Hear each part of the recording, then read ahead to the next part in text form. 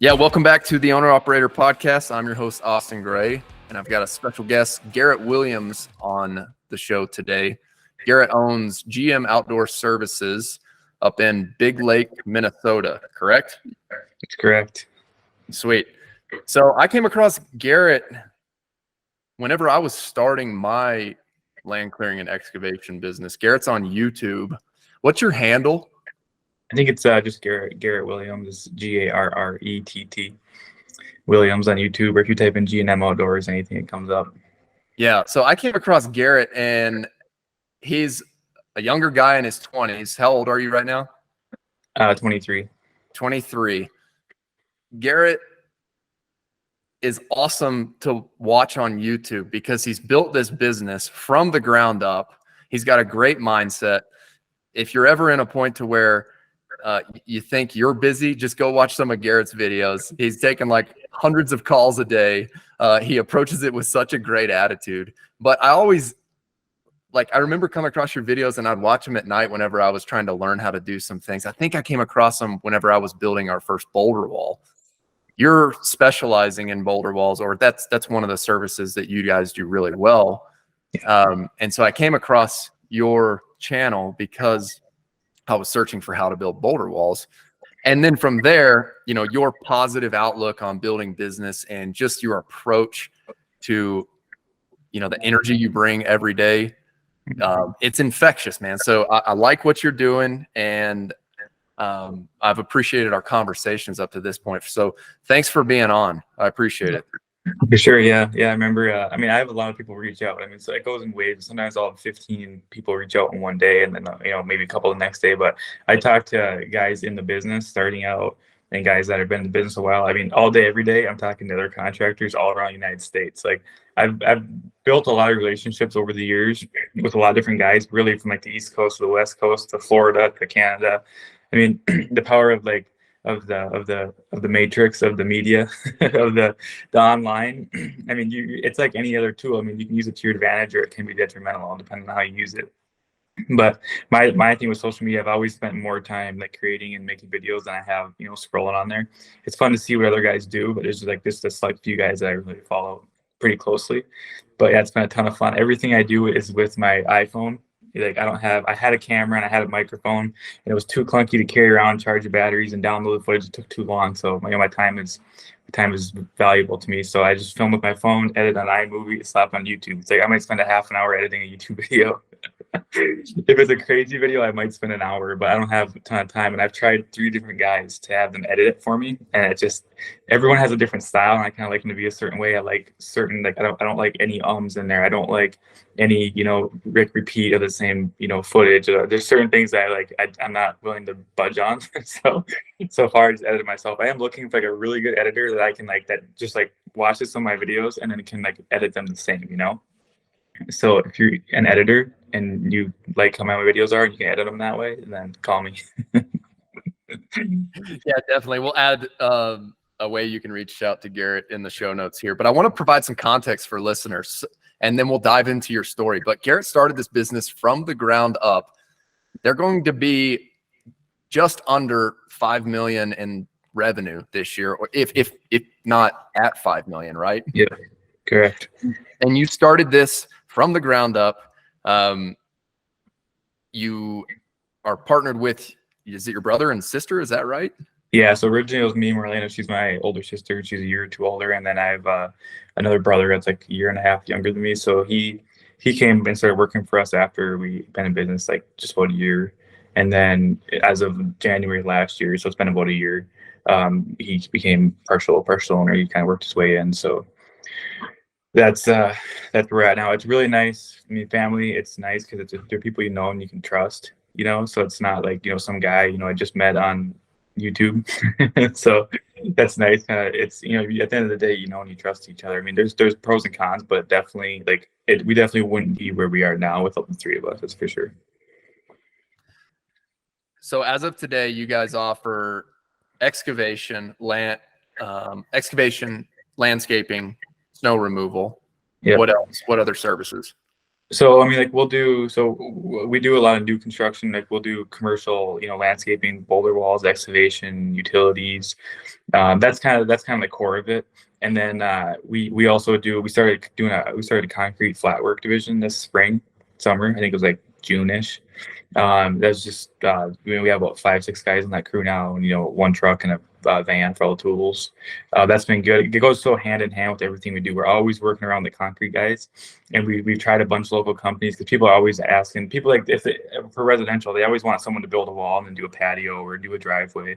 So we tried working with 7, 8, majority of the local companies, small companies, to sub work to, and we found a couple that were decent, but none that flowed really good. So that's kind of why we just started our own division, just give it a shot, and that's been really good. So it helped us get more residential projects because people can work with one company instead of having to find a concrete guy and then coordinate, and it's just a lot more work. We can come in, if it's a new yard or existing, we can come in, build a wall, grade everything. We know when that's going to be done, so we get the concrete crew the next day, we bust out the patio, anything else, we get right back in there and finish it up, grading, sod, whatever it is. So people love that. It's just one and done. So that's been really good.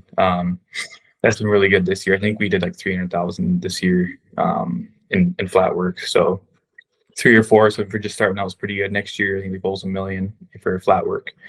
But yeah, it's been good. Concrete guys that have experience. Because people say, like, how do you do so many things at once? Which the only way to do it is like how any other bigger, larger company does it, is you can't hire one guy. You can't hire Brian to do concrete, to do boulder walls, to do utilities. Like Brian only does boulder walls. Caleb only does boulder walls. Scott only does concrete. So like you don't have one guy doing all those different things because that doesn't work. One guy can't drive a truck that's set up to do all that. Like there's a concrete truck, so we keep our guys doing the same things, and that's how we're able to do a few different things, all at the same time. If that makes sense. Yes, and I want to dive into that after we paint some picture on the context of building the business too. So let's start out right now. What is your current team size? How many team members do you have? Right now, we're I think like upper 30s for plowing, and then in the summertime, it's right around like high 20s to 30. So like on average in the summer, you probably say 28, and winter around 38. Okay, so 28 to 38 team size, dependent upon the season. How many different crews are you running right now? In the summertime, it's 6, and then plowing, everyone kind of has like these certain, these 2 big accounts. These guys have these 3 accounts. So we plow mainly in about 15 to 20 mile radius. So everyone is just plowing in that. But then, summertime, it's 6 different crews. So we're on 6 different jobs every day. How do you break those crews apart currently? We always have a foreman, which he's responsible for the job basically, and then anyone else on the job.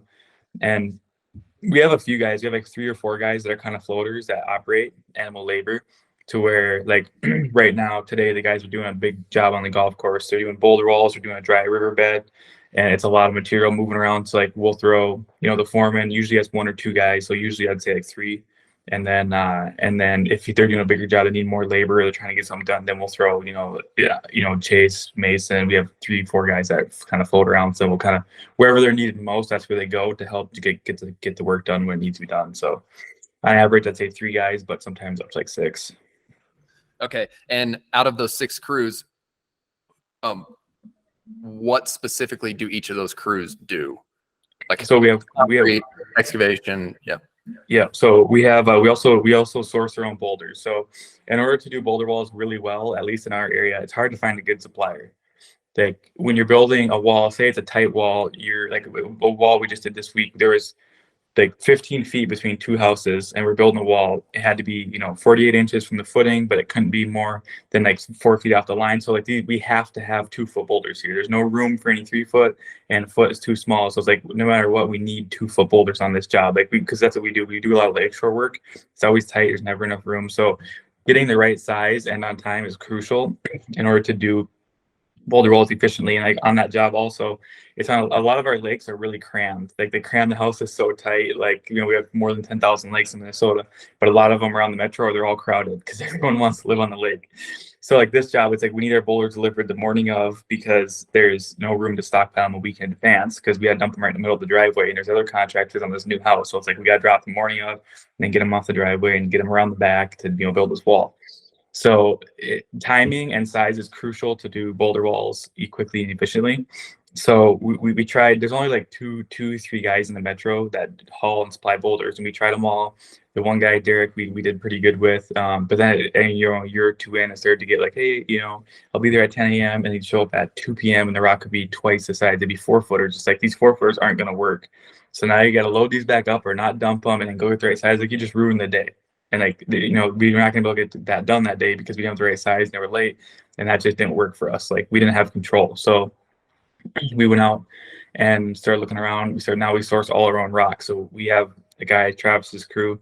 All he does is source the boulders. He'll dig them from gravel pits, from farms, you know, anywhere. People say, where do you get boulders? I say, wherever we can find them, wherever they're sitting, that's where we get them. I don't know where else to get them other than where they are. So wherever that is, like, we're an hour north of the metro, and you got to go anywhere from like 45 minutes to an hour and a half to find them. So that's what we do. We have Travis. He sources them, and we truck them. We have our own trucks. So now we have the right size when we need it every time. And if we don't, it's our fault. So that's exactly how I like it to be. So since we started doing that, that really helps scale our boulder division. So we have Travis digging them, and then Caleb, Brian, they mainly just do boulder walls. So they're tearing out old walls, putting in new, and work for builders. So they're going to a lot of new houses, new buildings, and doing new walls. And then we have Jackson. He does a lot of the excavating stuff and utilities. And then we have Tanner, who does a lot of the smaller landscape projects. So new and old, tearing out old, putting in new, and then new. We work for a couple builders where we do like the full landscape package where we sub out the irrigation, and then we do all the sod, trees, grading, black dirt, all that. So. And then sometimes some bigger jobs will put 2 crews together, but otherwise, like it works good where like we do like full packages now where it's like, say someone puts in a pool, we'll come in and we'll have Brian come and he'll build a wall, and then Tanner will come, or the concrete guys will come do a pool deck, and then Tanner will come and do a landscape. So sometimes we have, you know, 3 different crews on the one job. They're just in there doing what they do, and they get out, the next one gets in. And so some people really like that. They would way rather work with one than try to find 3 different guys or companies, you know, to work with to get their job done. I love it, man. I also love that you just move 1,000,000 miles an hour. It seems like you're always just making things happen. I remember I called you whenever we were on the Fed project this year, and one conversation that stuck out. I think we were talking boulders at that point, and I asked you that same question: where are you sourcing your boulders? And you're like, yeah, wherever we can find them. I just go make deals with people, and I think that's like that is one common trait with successful business owners. It's like you got to be able to go make deals, and also just like one thing you said right there is you like it whenever you guys have full control of the situation. Yep. One thing we're learning right now in our business is we're constrained by our truckers. Like if we're going to go do a gravel driveway, and I've got some great truckers who run for me, but they also take care of other excavation contractors here. And if one guy's on a giant job and he's tied up for 3 days, and I can't get that job in for 3 days, but I only had a window in on Tuesday afternoon to squeak that in, I miss out on that job, right? And so if you guys who are listening right now are interested in, getting into the land services business or outdoor services related to excavation, go watch Garrett's YouTube channel. It's awesome. It's very impressive kind of what they do with their equipment, how they brand it, and how they're running their crews. They've got something here that I think a lot of people can model after. Can you tell us real quick, like what your current fleet of equipment is right now to control all those inputs? Yeah. That's funny you bring that up of needing the trucks. Like you need the trucks when you need them. There's not always room to stockpile. It doesn't always make the most sense. So like the reason we bought dump trucks and a side dump is because we were dealing with the exact same issue. And if I only have Tuesday to do that and I'm slammed rest of the week, it's like I'm gonna do that Tuesday no matter what. I'm gonna figure it out. I'm gonna wheelbarrow the material from the pit to the job to get it done if I have to. So that's why we bought our own trucks. It's like for us that just didn't work. It's like if I when I need it, I need it, and and I get it. Not everyone waits for your schedule. Like now, no one's sitting around with a truck waiting for you to call. No one's doing that. They're busy doing other stuff. So yeah, you can plan stuff out or stuff is moved around. So like for that, I agree. That's the exact reason why we have trucks. Like if it wasn't for that, we wouldn't have them because they're incredibly expensive to run, expensive to buy, like a nice and newer dump truck that is reliable. But yeah, that's funny you mentioned that because that's exactly why we started getting our own bowlers, and that's exactly why we run quads. We have 2 quads. We had 3, and then we sold 1 this fall. So now we have 2, but that's why we have our own. We could have 5 or 6 easily and keep them going on our jobs and hire out, and hire them out. But just they're so expensive. I mean, to find a decent truck is like $200,000-300,000 plus to find a guy and everything. So we have enough to keep our jobs moving, but we could definitely use more. So we still hire trucking companies all the time. Every week in the summer, we still hire local trucking companies. But with the 3 that we have, 2 dumps and the side dump, that just keeps us going when we need, when we really need it. But for equipment, we started, from the ground up. We had $2,000 saved up, and that's it. And we were, we didn't have any credit. We didn't have a credit card, nothing was started. So we just started renting everything. We got our first skid steer after like a year. I finally convinced a local banker I was able to take out lunch to build a relationship to give us a loan, because like US Bank, Wells Fargo, none of them would even consider giving you a loan. None of the big banks would consider giving you a loan until you had been in business 3 years and had a decent down payment and everything else. Well, at first when we started, we didn't have any of that. So finally we got a local bank to give us a loan, and then we paid that one off right away. And we built a good relationship with them. We built trust with them fairly rapidly. So today, I think this is our 6th full season. I think we have 23 trucks total. I think 18 pickups, 19 pickups, and we have a smaller dump truck, a single wheel, and then we have a side dump, 2 quads, and then I think we have around 10 skid loaders, all tracks except for 1, and then we think we have 7 excavators from 6 ton up to 30 ton, and then I don't know, a bunch of hand tools. I mean, it's a lot. It's a lot to keep track of. It's a lot to maintain. It's a lot of insurance. It's a lot of everything. So at some point, I'd like to go all the way back to the beginning and get you to tell us, taking us back through that. But we're in some good topics right now. And one thing I've called you about before is your thought process on equipment purchasing. I remember I called you whenever we were buying our Bobcat E50. So can you talk about how you view purchasing equipment, and let us know if that mindset has changed since the beginning? Mm-hmm. So my mindset on equipment has always been put the carriage before the horse. Is to get this out. It's been from day one. We've always, maybe it's in the right way to do it. This is what's worked for us, because we always we didn't have a bunch of money starting out, and so we had to. I couldn't just go buy 2 skid loaders and then go look for the work. I had to get to work first before I could afford the skid steer. I wasn't gonna go buy an excavator and hope I could get to work for it and try to keep busy. I always got to work for the excavator. I always had a decent 2-3 months of good work lined up for any piece of equipment before going and buying it. And if you're looking around and you can't find what you need, well, you rent until then. You call around, you find a good rate, negotiate a good rental deal with the local company, and then rent. And while you're doing the work, rent, and to start getting more of that work, getting it done, and then buy. So we've always got the work and then the equipment, not vice versa, because equipment sitting around is that just doesn't work when you're a small business. So get all the work as you can, get as much as you can for it, and then buy it, and you keep it busy, post about it, share that you have the equipment, and then the work will keep coming. That's what we've done, is we've gotten the work first, and then once a piece of equipment is slammed and it's full all the time, we need 2 or 3 more, then we go buy another one, and then that one's really busy and that one's going 800,000-900,000 hours a year, then buy another one, and then you get and you have 5 excavators and all of those are busy, can't keep up, then you get your 6, and then you kind of catch up a little bit, and it's nice, and you have everything you need, and then all of a sudden they're all going 800,000 hours a year, and you need another one. So you get this just repeat. Once you get rolling, it flows. So can you talk about the structure in which you've used to purchase those first pieces of equipment, and has that developed with time? Do you buy with cash or do you finance, and what's your outlook there?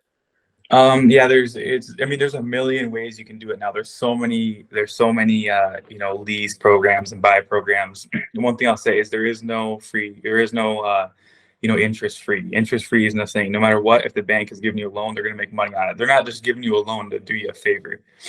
This is something I learned in the last couple of years, is like your interest free loan, or no interest, it's no brainer.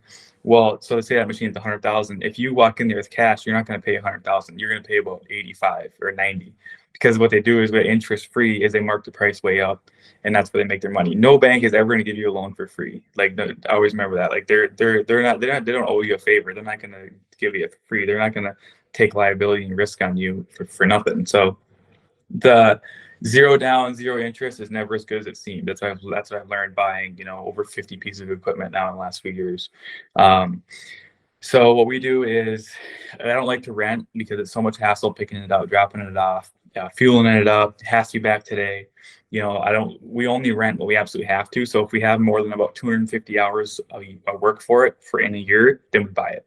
So basically, if we're going to use it every, couple of weeks, then we buy it, and then try to do what it takes to get enough work to fill it up. But if you run it 250 hours profitably in a year, then you can at least cover the costs and just try to keep it busy, or get more to keep it busy. But what we do now is anything small, like I would say small to us is like 25,000 or less.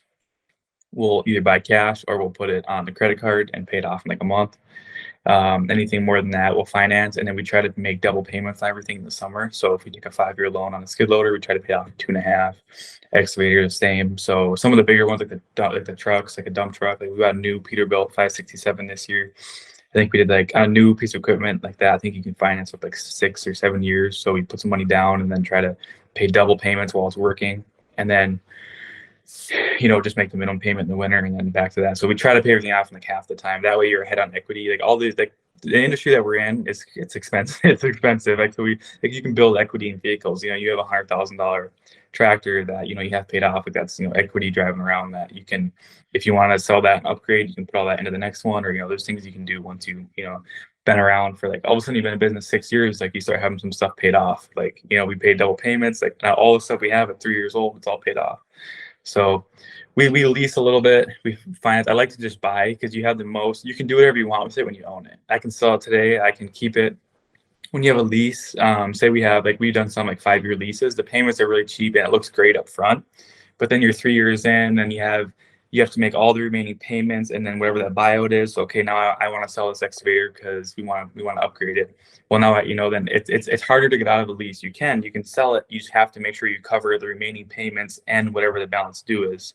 So I know like on like a skid loader, like if you lease it for 5 years, I think the buyout on the last one I seen was like 24,000. So if I have a 5-year lease and I am 3 years in, I want to get rid of it, then I have to cover those payments plus like the 20 whatever thousand. So I have to sell this for 35,000 in order to just break even. Where if I can buy a skid loader and I can pay it off, we're selling one right now that we have paid off that we've had for 3 years. I can just do whatever I want with it. I can take the equity, put it in something else. I don't got to worry about, it's just easier to get out of it. It's more maneuverable if you own it, like always, instead of, having a lease. So we do some leases, like a wheel loader is nice because we're not going to keep it. We're just going to run the lease out, because once you're done with the lease after 5 years or 3, whatever it is, you can just give it back and you don't owe anything. Or you can buy it and then keep it or sell it, whatever you want to do. So like our wheel loader, I do some, like we'll probably buy that. It's been a really good machine, but like you can give it back or whatever. So we do maybe like 20% leasing, and the rest is all just purchase. Quick question for you, and it's basically specific to my business because we're actually looking at wheel loader options next year for the federal contract that we're going back to.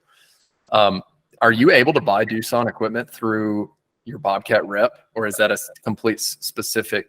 Excuse me, like is that a specific branch within that holding company? Do you get to use the same rep or what?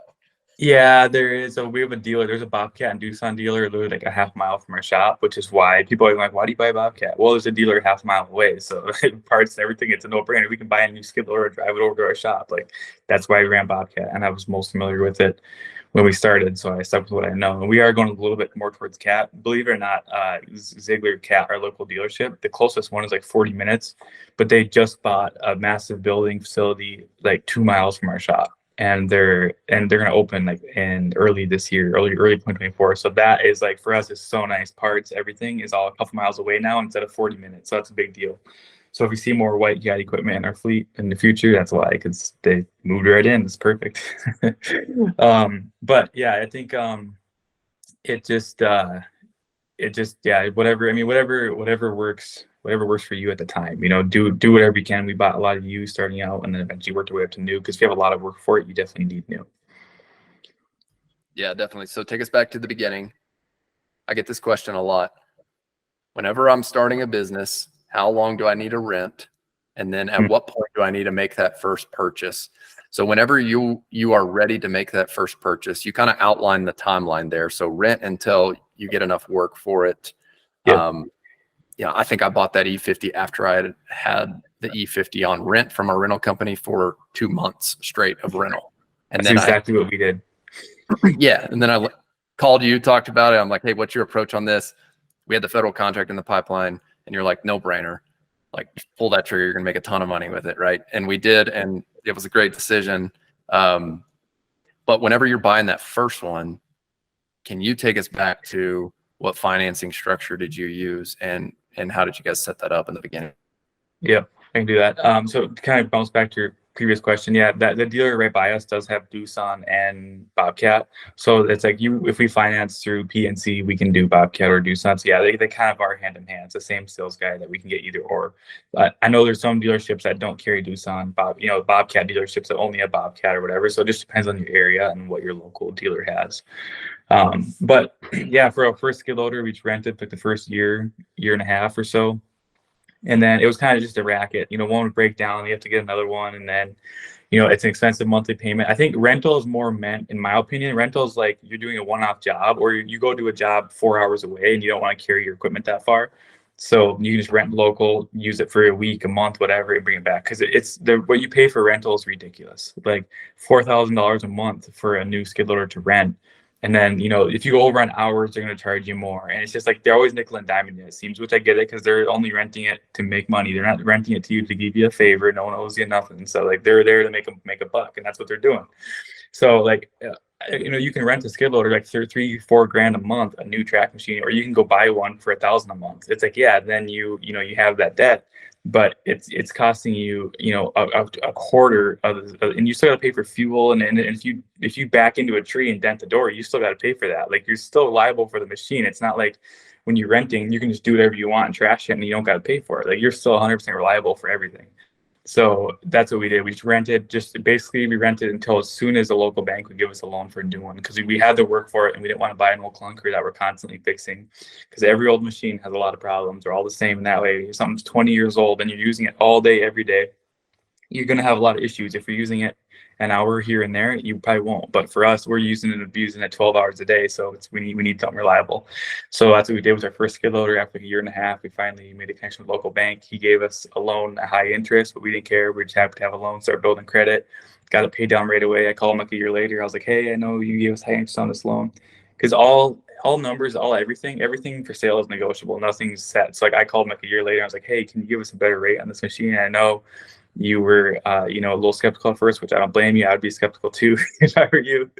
But we made our payments every time. We made double payments for the last year. Can you give us a bet? Can you come down the rate at all, whatever? And he's like, yeah, no problem. Came down like 1.5%. So you can definitely negotiate rates. Like, when you say you want to buy something, the bank says, here's what we can do. That's not the best they can do. That's what they want to do.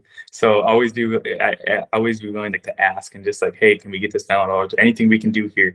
And there's always something they can do. So then, yeah, it was our 50. We think we bought another skid loader, and then when we bought our first, it was an E55 with a grapple. We rented it for like 2 months, and then I went to the guy. I was like, "Hey, really need this machine. Is there any way we can take like these last 2 months worth of rental payments, which was $3-4 grand, so like this 7,000-8,000, whatever it was. Like, is there any way we can buy this and put that into the machine?" And he's like, "Yeah, I'll get back to you." And then he's like, "Yeah, we can do that." So then we ended up purchasing E55 with a grapple, and then we used it so much. We used it 7-8 hours a day, 5 days a week, 6 days a week, and then we eventually bought our next one, which was a 145. What was that grapple that you got? It's a CMP hydro grapple. For boulder walls, it's a must. It works good for everything: tree work, grubbing. It rotates 360 and clamps. So you got to unhook the hydraulic lines, take it off. But for like what we do, they're a must. That's the one you started with though on the E55. Yep. It's like I think it's like some H something 112 or 114 or something.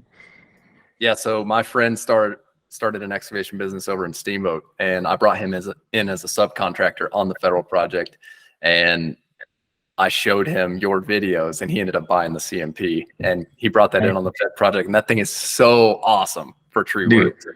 It is, dude. It works good for everything. It's like just a bucket and a thumb. I always say, like, I don't care how much experience you have. I don't care how long you've been doing it. With just a regular bucket, you can't spin it around. You can't tilt it. You can't, tilt up to 45 degrees. You can't do any of that with like an Encon or a CMP grapple. It just opens up a whole new world of possibilities on the machine that you already have. Like your machine with just a bucket, unless you're strictly just digging dirt all day, that's great. But if you're doing tree work, boulder walls, demo, like you can sort stuff, you can crunch stuff up. I mean, it's night and day difference. Like we have 7 excavators and 3 of them have grapples, and we make more money with those machines than a skid loader, a truck, anything else, hands down. Like that's what we make our money with, is the excavators and the grapples for what we do. Yeah, I'm with you, man. That thing is flexible. It's awesome. You can maneuver it in some really tight places. I mean, we cleared like 20 acres of just deadfall up in the park. And yeah, like the difference between that and the other excavator that we had with just the bucket and the thumb was crazy. Like he was creating these super organized piles. We'd come behind with the track chipper. They were perfectly organized. Then we'd just grab the organized piles with the bucket and thumb and feed the track chipper. But his role was to go into the like really tight spots where everything's like jackstrawed all over each other, grab them, rotate them, move them to where they need to go. And it was awesome. Dude, it's insane. Like it takes your excavator from like, its capabilities of this with a bucket and a thumb, like I said, unless you're only digging dirt. But if you're doing anything, tree work, boulder walls, demolition, anything, it takes it from this being able to then go be able to do that. Like we're doing demo, like you can peel off all the tin. Like whenever you're doing demo, you're always sorting everything. You're not just smashing, a house, a building in one pile and shoving it in the dumpster. We're always sorting the steel, we're sorting, the concrete, the footing, everything else. So like with the grapple, you can just pick, sort, and make perfect piles of everything and load it all up. Yeah, it's so much more organized, so much faster, saves so much everything. It's like I was looking at a grapple the other day. We have one that has like I think like 25 or almost 3,000 hours, 2,500 to 3,000 hours, and it still works absolutely perfect. It's a little loose. It's all the paint's worn off it, but it's like this thing still works. It still works perfectly fine. It's like that was like the best like 14,000 we ever spent. Like we've made hundreds and hundreds and hundreds of thousands with that $14,000 grapple on the E50. Our first, we still have the first one. It works great. Yeah, this is awesome, man. All right, let's jump into the beginning now. Take us back to the beginning. A lot of our listeners are wanting to start their local service business. So how do you go get work in the beginning? How did you start this business? Starting out is the hardest part. Like if you can get through starting out and get through for a couple of years, like then you can do the rest, as long as you keep the same mentality and same drive. So when we started out, like some people, I know some like families, some people are really involved with the community, and if you are, that really helps because you already kind of know people. Well, it's like my dad is from the metro, and everyone always asks like, what do your parents do? So my dad, he's from like middle of the city. He works in a machine shop. He's been there forever, as long as I've been alive. Like he's never worked a day in this industry in his life. And my mom has been in healthcare. She was like northern Minnesota, so they kind of met in the middle, which was like an hour north of the Twin Cities. So that's where we are.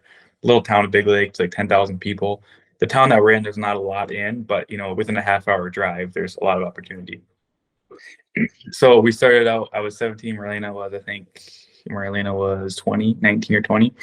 And I did have, so my mom's side, my grandpa, he had a construction company. It was like him and whoever else was around, a guy or two, who he did boulder walls, he did concrete. He built like 7, 8 houses over his career. So I started working the summers with him when I was young. That's how I learned to do the work. That's how I learned, what hard work was. So he kind of retired and basically said, I don't have enough to keep you busy anymore when I was 16. So I went and worked for another really big company for when I was 16. I think I quit when I was like 17. And then went out and started my own. So I already knew the basics. I knew how to run an excavator. I knew how to run a skid loader. I learned how to run a front end loader at that landscape company. I was 16 at the time, and I was driving manual dump truck because I was the only one that knew how to drive a dump truck there. I was still 2 years from getting my CDL, and I was driving manual dump truck with air brakes, doing deliveries and stuff because no one else there knew how to drive a manual, and I did. So they put me in it, and like just don't get pulled over, it'll be fine, and I never did. I wouldn't do that now, but like I loved it. I was like, if I get a ticket, it'll be on them. It won't be my problem, whatever. So it would have been my problem, but thankfully I never got pulled over.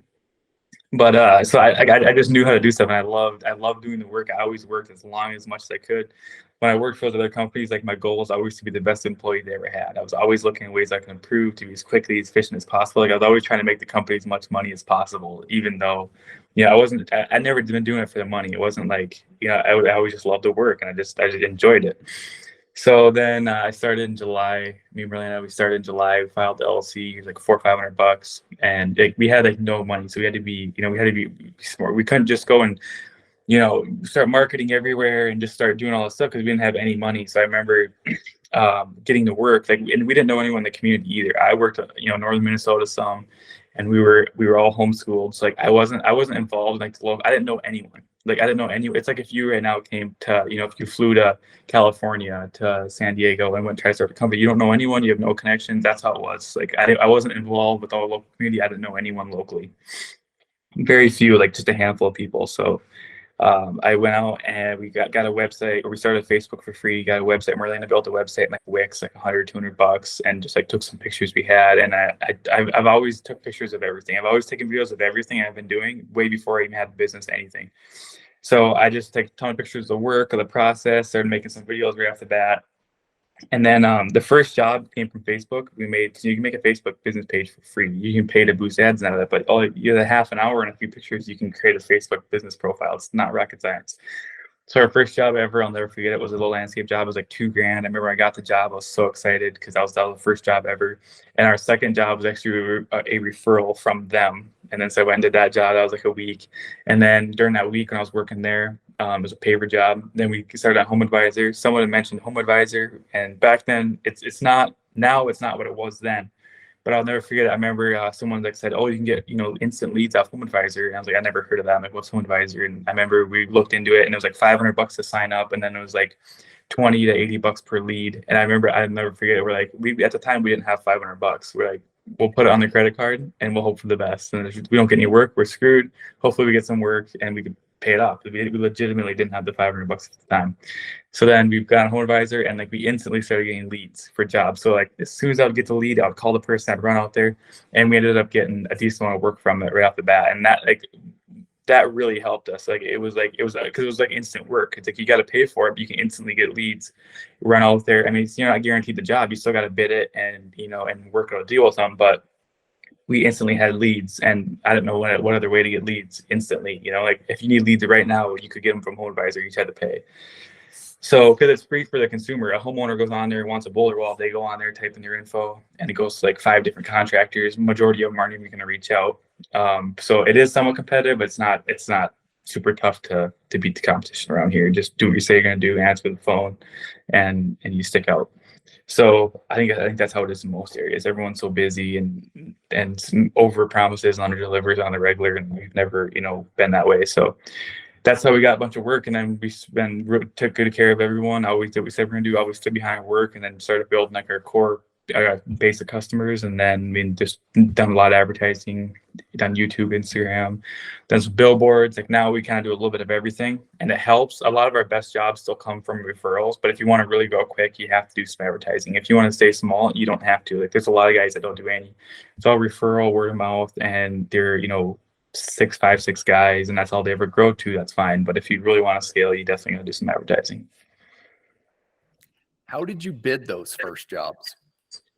That's a great question. I had zero clue how to bid a job because everywhere I worked before, I never knew anything about bidding. No one ever told me a single thing about how to bid a job. So I remember the first one, I think I got the job for $2,200, and it ended up costing that much alone in material. I underestimated the amount of block, and I called and asked how much they were, and I didn't mark them up enough. And And I really learned a bit just by doing thousands of bids and doing the jobs. And when you do the job, you have the job cost everything so that you know how it went. You know, if you plan for a $10,000 job, you bid it for 10,000 and you plan to make 3,000. Well, once the job's done, if you don't calculate all your labor, all your material, all your overhead, everything in it, then you have no idea how it really went. So I was always running the numbers in my head and be like, yeah, that one's pretty good. Then Merlana would put it on paper and be like, this is material, this is the labor. I'm like, what? We only made $600. I'm like, I thought that was a good one. She's like, well, here's all the numbers. The numbers don't lie. So then getting all that out of my head and on paper was like, you have to do it. You don't know how to accurately bid if you don't know exactly all your expenses. So I learned just by trial and error, losing a lot of money, breaking even, just by doing just from experience. I mean, like the first 3 years, this is what a lot of people like don't get. Everyone sees it now and they're like, oh, that's cool, that's great, whatever. But like most people don't understand what it really takes. Like for like the first 3-4 years, like I literally committed my whole life to this business. Like it was like in every waking hour I was working. I was working all day Saturday and half a day Sunday. And it was like I committed everything I could possibly, all my energy, all my everything I could possibly ever do into this business to get to grow to where it is. And that's what you have to do. Like if you have to fully commit. It's not like a side hustle. It's not optional. It's like I always I wanted to succeed so bad, and I was willing to put in the time and the effort of what it takes to do that. So that's what I did. And then it's easier. It's a lot easier if you have a family. It's a totally different story because you can't work till 11 p.m. 6 days a week. Like your family, you can't just put your family on the back burner and prioritize work. That's not going to work. Like it'll work for the business, but it's not going to work for your family. I was like, if you have like dirt business and you have family business, like you got to spend time on both. You can't just neglect one, stick with the other because the other one's going to go away. So for me, I was single. Like I lived, believe it or not, I lived in a camper for like a year and a half. And all I did was work. I paid the guy $200 a month to park it there. Got a camper, and then like I just lived in there and I worked literally as much as I possibly could. And then I eventually got a townhouse and I eventually bought a house. But it worked out good because I was single most of the time. Or if you have a girlfriend, you still have more flexibility. You don't got to be there. It's not like having a wife and a kid and a family. So being young and being not being tied down elsewhere really helped. Man, I love this story, and it's just a testament to how much work you've put into this and really just your work ethic. And thankfully I had my dad, similar deal, owns a concrete company. I grew up working with him. The one thing I learned from him during the summers was just you show up, you work hard, and you get paid and rewarded whenever you do work hard. And so it sounds like your grandfather was the person for you who instilled that work ethic in you. But it's something that pop entrepreneurship culture is not talking about right now. Everybody wants to play armchair quarterback and sit back and direct everything and go straight to sitting on the beach and being retired early. But very few people are actually talking about what actually goes into building a business. And I mean, you can look at your YouTube channel right now and it is incredible. You watch the equipment that you guys are running, you watch the teams that you guys are running, how you treat your employees. You guys have something really cool here, but you didn't get there just one day deciding that you want to start a business and I want to go hire people to go do the work. No, like you've been putting in hours and hours and hours, day in, day out for years to do this. And most of our listeners are in their 20s, right? I think that's the best time to start this kind of business. I'm 32 right now. I've got a wife and a kid. So I've got to be very efficient with the time I do work. Exactly. Yeah. But I was like, or I didn't have to be. I tried to be, but I didn't have to be as much. Like now I'm 23. I'm married. I have a house. I have a baby coming in like a month and a half. It's a boy. I'm super excited. But like now it's like I can't work until. I mean, I can, but like I don't want to, and it's not good for my marriage. So like I got to be done with work by 5 or 6. I can take a few phone calls, text, whatever after, but I can't be on the job until dark and then go do paperwork, go do quotes until midnight. That's what I used to do. I did that for years. It's like I didn't just bust out and not sleep for 2 weeks. And me and Marlena, we didn't just like work really hard for 2 weeks, grit our teeth, and say no to all our friends for 2 weeks, and now we have this business. Like no, this has been years and years. It's a sacrifice in every way. It's like we sacrificed all of our time. She was the same way. She worked full time for like a year and a half, 2 years. On her lunch break, she was making calls, sending emails. As soon as she was off work at 5, she was working until 8, 9 p.m. on all the back end stuff, helping me with some quotes. Like she worked just as hard as I did the whole time. And then She eventually quit her job and then came on full time, which was great. But like, it's sacrifice in every way. It's all your time. And we always took, for the first like 3 years, we took just enough money for what we needed to survive, to pay our bills, to eat, whatever. And we put it all back in, because buying all this stuff, like, is expensive, because you can grow profitably. But if you want to really grow, you have to put all that money back in. Like, I could have started taking the salary. We both could have a lot sooner, but it would have 100% just like singed the growth of the company. As us taking all the money out and going on trips and doing all this, then just putting it all back in. Every time we made money, we just put it right back in. We bought the next thing, we paid that off, and that's what it took for years in order to build the fleet that we have. It's like we have a lot of stuff now, that then like that 3-4 years of starting out and just giving it all, like that's really what boosted us and got us to where we are. What do you think is the most important thing to reinvest back in the early days? I mean, so it depends on your business, because like if you're more of like a service-based business, like one of my in-laws, my wife's dad, like, he has a painting company, so he has a bunch of little vans and paint sprayers, brushes, rollers. So it's like, it's not expensive for him to add another crew. It's $10,000. Where for us to add another crew, it's $500,000, $1 million in equipment to try to add another crew, a truck or two, pick up an excavator, a skid loader, attachment. So it's like, it depends a lot on your business. But I mean, starting out, like, you kind of, everything goes in flows. Like, you get the work, then you need the equipment, and then you have more equipment and less work, so you get the work. So for me, it was like always like balancing everything. As you got more work, you had to get a little more equipment, a little more people, more processes, more permits, more of everything. So it's kind of always like building evenly, because this goes like this, and then it goes like that, and then it goes like this. So it kind of just keep, I would say, trying to keep everything evenly, not having too much equipment, not having too much staff for the workload you have. But then, you get a bunch of work, and now you need more equipment, more guys, and you get kind of caught up, and then everything's going good.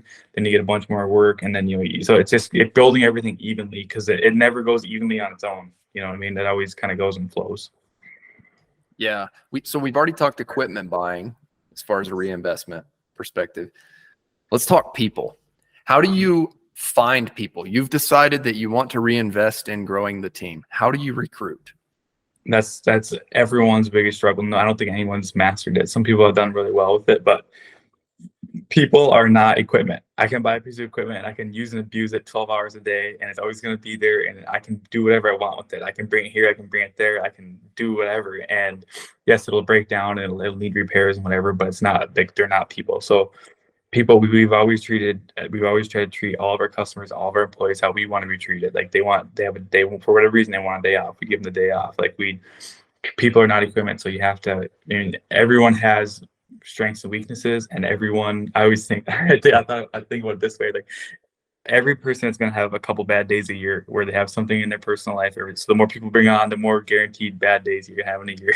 It's like everyone has 2 a year, so with 20 employees, you're going to have 40 a year that you got to deal with. Like, everyone has, like, no one's perfect. Everyone has strengths and weaknesses. So it's like, it's the hardest thing to manage. It's not just buying 10 pieces of equipment, throwing it on the job, and boom, done. It's not that at all. It's training people in certain aspects. Some people take longer. You gotta have a lot of patience. You have to have a lot of you can't get mad at them, freak out over some little thing, because everyone's going to make a mistake. They're going to hit something, they're going to do something you won't want them to do. You're going to tell them not to do something, they're going to do it. It's going to happen. So I guess finding the right people, if a lot of them have came from referrals, and then we go on Indeed, and we've kind of found, like, people watch the channel for a year, and then they already feel like they know us and they really want to come work for us. So we've kind of got people from all over. We've built a really good team, been really fortunate that way. There is really good people out there. You just got to find them, get them, and then retain them. But don't ever let anyone tell you that there's no good employees out there, because there is. I think a lot of it is I think we have more of like a rough or tough employer problem than an employee. People say there's no good employees out there. Okay, but how many really good employers is there? Not that many. There's so many that just like, no, you have to do this, you have to do that. They're not willing to work with you. It's like, hey, can I go over that division? Or this isn't my favorite thing to do. Could I eventually work over here? No, I need you there, whatever. So there's everyone has their strengths and weaknesses. So you got to put them in the right place. You got to be willing to move them. You got to, you know what I mean? There's no, like, it's tough. People are the hardest part. But we've always came to it as an approach of like, we get it, you're a human. We know you're not going to be perfect. We know you're going to make a mistake. Basically just owning up to it, saying, hey, here's what happened. Okay, what we got to do to fix it. But there's definitely good people out there. It's just finding them, retaining them. And then I mean, without our crew, like with our team, it's like, we don't have, we can't be on 6 jobs a day and get a lot of work done on 6 jobs a day with, me and Marlena and Jameson. Like, that's never going to happen. We can only do so much. It doesn't matter how good you are at anything. You can only be at one place at a time and only do so much. So like, your team is everything. Like, really, your company boils down to who you have in it, and and what their capabilities are and everything else. Like, it's not a heartbeat in the seat. Like, I was talking to one guy, he had 100 dump trucks, and he's like, yeah, I got 100 heartbeats in the seat, whatever. I'm like, what? And if you think of your employees that way, like, that's insane. I've never thought of people like that. No, because I think you and I share similar values on this. Like, one thing that's one of the most fulfilling pieces about growing a business is growing the team and having the team work together and creating a place where people enjoy, like you, for example, whenever you were working for the other excavation company, like providing an outlet for somebody to come and set a goal to be the best employee at that company. I want our business to be a place where people enjoy coming to work on most days, right? Everybody has bad days. Yep, exactly. And things are going to go wrong. But yep. It's interesting right now, and I know you hear it especially from the generation above, specifically contractors. Nobody wants to work. Millennials don't want to work. Gen Z doesn't want to work. And I love hearing that, because I'm like, this guy is not my competition, because he's already lost in his mind. Whereas you and I talk about this last time, whenever we were just on the phone, it's like, I just have the mindset that there are great employees out there. We just have to go find them. Whereas when somebody says that, I'm like, dude, you are on your way out, and I'm taking market share. Yeah. It's like sounds good. There is no employees then, and thinking that there is good employees and good people out there. It's not some make believe thing that doesn't exist. Like, it's a real thing. There is good people out there. I always think when someone says there's no good employees out there, I always think, okay, well, are you not out there? Like, are you one of them? Or like, aren't you out here doing stuff? Like, okay, then you must not be a good owner or employee either then. But yeah, like you said, people, they already know there's not, so they don't even look. And everyone that says that, they're not a good employer. Like, they don't take care of the people.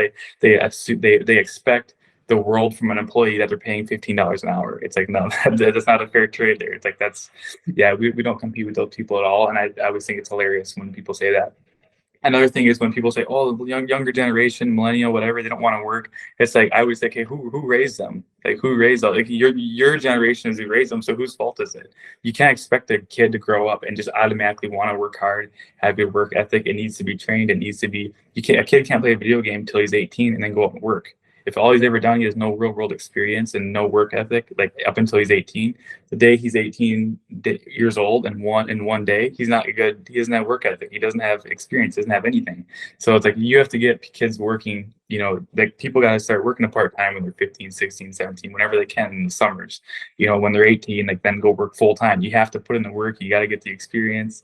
It's the same thing. You're not a professional, excavator operator by the time you're 18. You've been doing it for 20 minutes. Like, it takes putting in the time. It takes years of operating to become a really good operator. Like, it doesn't happen overnight either. But it's finding good people that have a good core, a good foundation, and then putting them where they want to be, where they're good at, and then taking good care of them, giving them the tools they need to be successful, and taking just treating them how you want to be treated. And it costs money and it takes time, but that's the only way you have a good company. So it's not optional, really. Like, to me, it's like, it has to be done. It's so crucial. Treat people how you want to be treated. And it's very simple when you think about it like that. I think so many people overcomplicate this leadership or this business ownership thing.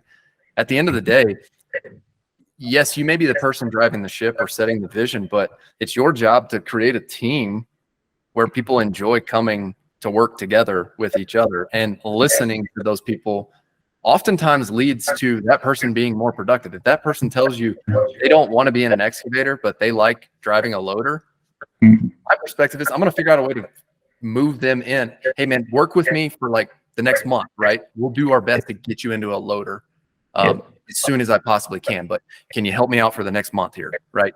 Yeah, no problem. If I can do that, and then they do it. And yeah. But just those little things as an owner, like listening to your employees and creating that team environment, is huge. Something you always say at the end of your videos. What is it? Well, a couple things. It is what you make to be here.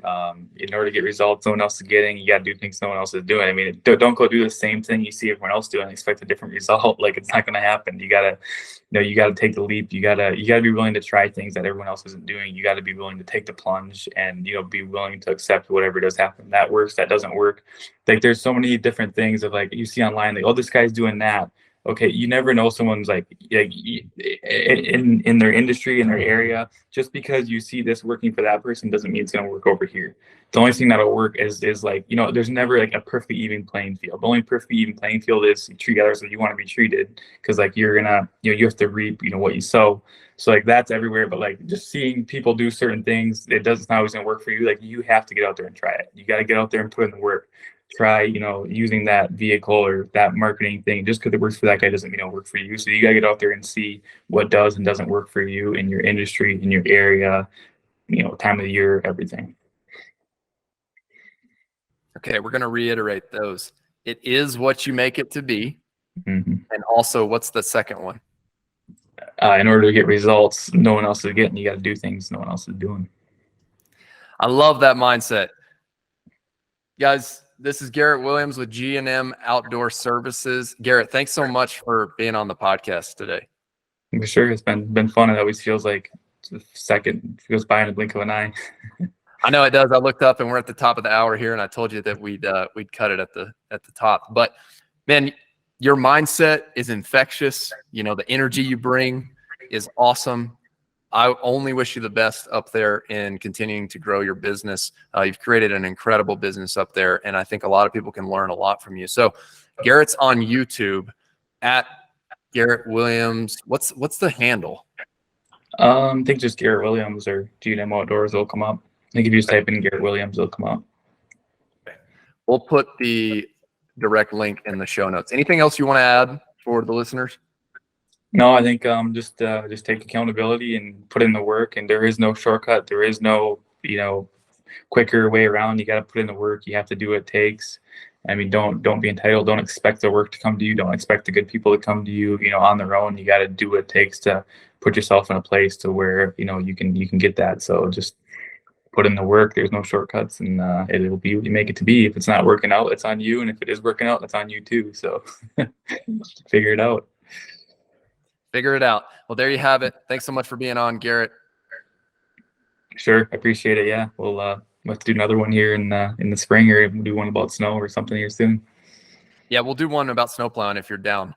Thank you guys for listening to the Owner Operator Podcast. That wraps up this episode. Make sure to go check out our other episodes if you haven't already. We hosted Bodie Gallo, the dumpster rental guy from New York. Also have Julius Markey from pressure washing business. So if you want to learn how to start another service business, go check out those other episodes.